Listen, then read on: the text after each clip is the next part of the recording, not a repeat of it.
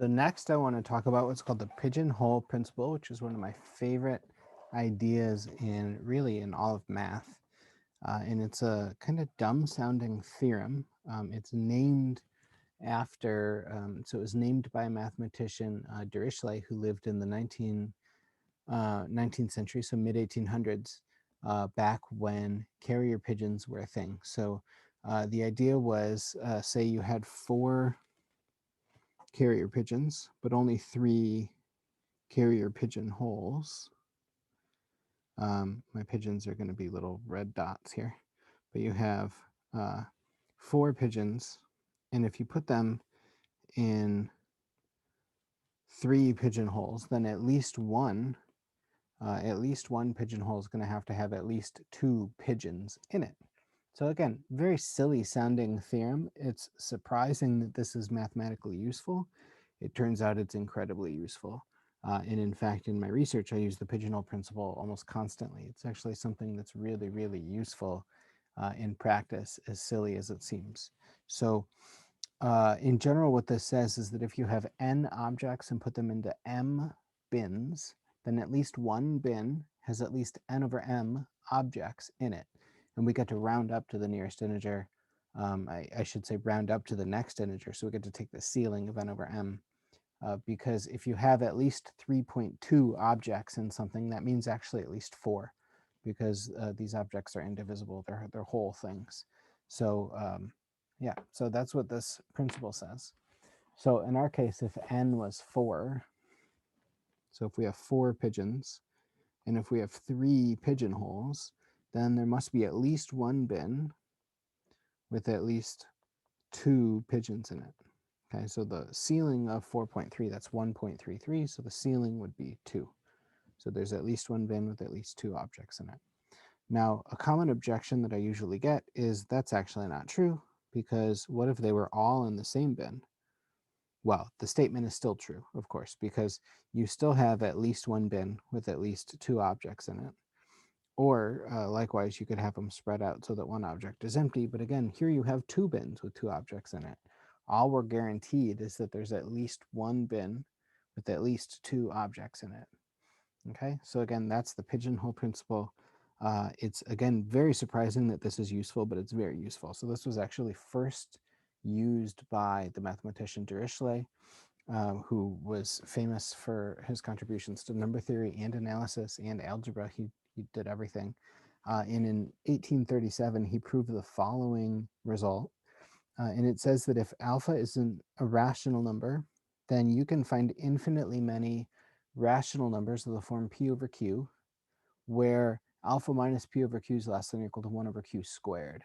What this is saying is that if you were to write down, so just to give a little bit of context to this approximation theorem, if you were to write down all of the numbers with, say, a small denominator, say a denominator less than or equal to 5, so you would have 1, 1/2, 1/3 and 2/3, 1/4, 2/4 is already there because it's 1/2, 3/4, and then 1/5, 2/5, 3/5. Excuse me, 1/5, 2/5, 3/5, 4/5. The point is that if you only consider numbers with small denominator, then they really can't be that close to each other. If you want them to be close to each other, in this case less than or equal to 1 over q squared, where q is the maximum denominator, that's 1 over 25. None of these fractions are within 1/25 of each other. Okay, so it turns out that somewhat paradoxically, if you want to approximate a number by rational numbers, so if you want to approximate a number by rationals, it's easier to do that if the number that you're approximating is irrational. So for example, it's easy to approximate pi using rational numbers. Pi is approximately 22/7. So here's an approximation of an irrational number with a small denominator.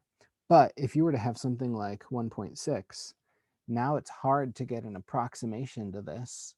I mean, you can get 3.2 maybe, but it's actually a lot harder to get an approximation to this rational number if you want to have a small denominator. Of course, you could have you could write out what this is exactly, but you might have a large denominator. So this is kind of quantifying that phenomenon, that it's easier to approximate irrational numbers with fractions than it is to approximate rational numbers with fractions, even though rational numbers themselves are fractions. So that's, again, somewhat paradoxical, but it's a very good way to prove that a number is irrational, okay, is to show that this property or something like this property holds. So there's a lot that you could say about this approximation theorem. That's not the purpose of the video.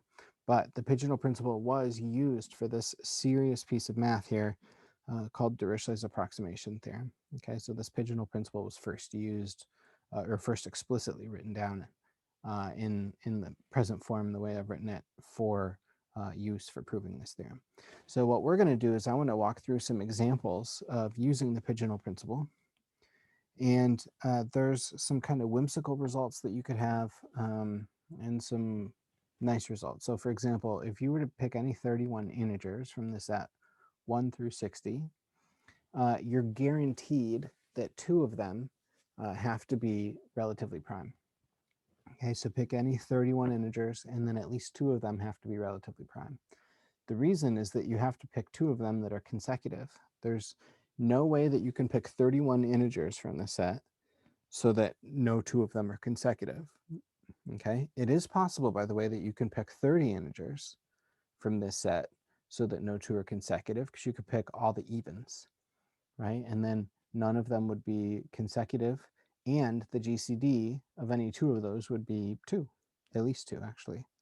Could be 4 or 8 or anything. So that's the idea, is that 31 somehow is this magic cutoff number so that given any 31 integers, at least 2 are relatively prime. The way that we have to prove this, the way that we can show that this is true, is we somehow have to come up with what are our boxes and what are our pigeons. Okay, so our pigeons are going to be the 31 integers. And the boxes that we're going to have, I'm going to think about partitioning the set 1 through 60 into pairs of integers that are consecutive. So I want to think about grouping. I'm going to group, say, the first 2 pairs, the next 2 pairs, 3, 4, and so on. I'm actually going to think about this as taking a union of these, 5, 6, all the way up to 59, 60. And so here what we've done is we've partitioned this original set 1 through 60 as a union of these 30 sets, and these are our 30 boxes. Okay, and so if we have 31 objects that we're going to put in each of the boxes, so given any 31 integers in this set, so in the set from 1 to 60, at least 2,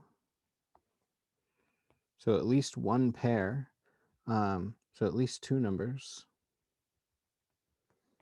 belong to the same set here. So here we only have 30 pairs. So if we pick 31 integers, at least 2 of them are from the same pair, the same group. So let's call that x and x plus 1. Okay, or if you want, we can just, if you want to emphasize that the first one's odd, you can call it, say, 2n minus 1 and 2n. Okay, and these are this pair of integers. So this pair is relatively prime, because the greatest common divisor of 2n and 2n minus 1 is 1.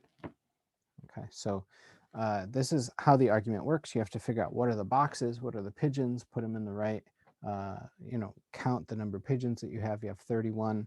And so the point here is that you have 31 pigeons that you're putting in 30 boxes.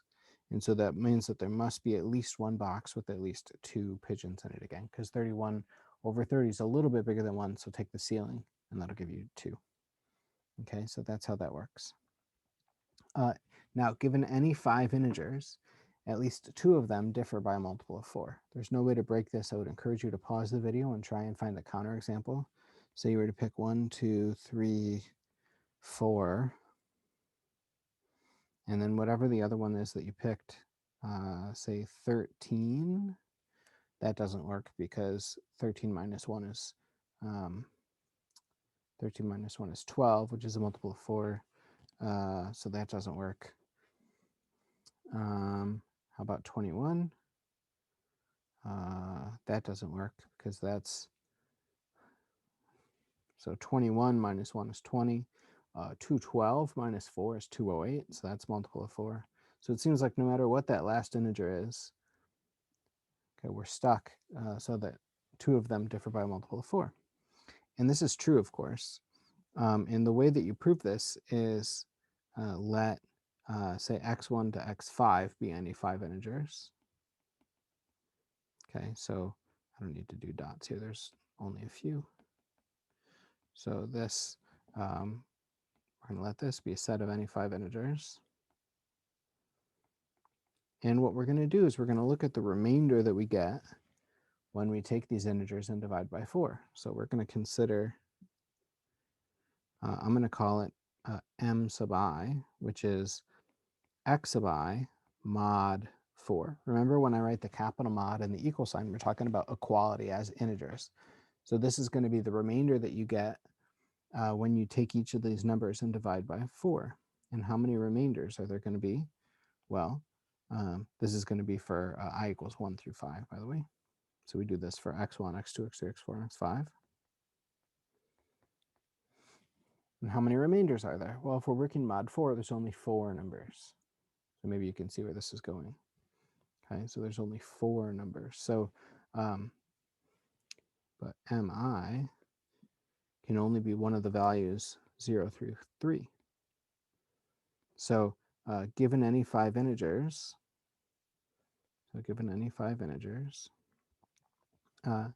at least 2 have the same remainder. So at least 2 have the same remainder when divided by 4. Okay, so when divided by 4. And that's enough, because so it's those 2 integers who will differ by a multiple of 4, because to have the same remainder when divided by 4 means that you're in the same equivalency class, or the same congruency class, mod 4, and therefore 4 divides your difference. Okay, in other words, your difference is a multiple of 4. So these two integers have the property we want. Okay, so they have I'll say they have the desired property.